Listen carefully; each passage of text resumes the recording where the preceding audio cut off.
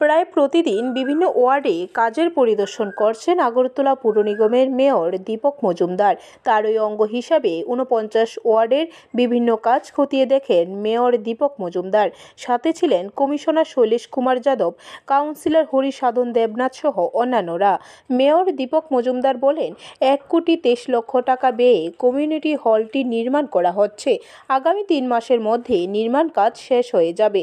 ৪০০ আসন বিশিষ্ট অত্যাধুনিক এই কমিউনিটি হলটি তৈরি হয়ে গেলে এলাকাবাসীর দীর্ঘদিনের একটি দাবি পূরণ হবে। ৪৯ নম্বর ওয়ার্ডে আমরা এখানে একটা কমিউনিটি হল তৈরি করা হচ্ছে।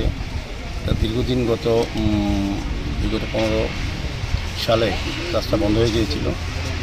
আমাদের কর্পোরেটর যিনি আছেন পঞ্চায়েত এমএসসি মেম্বার, তিনি আলোচনা রেখেছেন আমাদের কাউন্সিল মিটিংয়েও।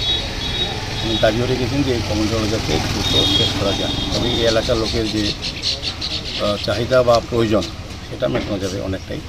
প্রায় 400 শতাধিক উপরে এখানে আসন সংখ্যা থাকবে। ব্যুরো রিপোর্ট, খবর ত্রিপুরা।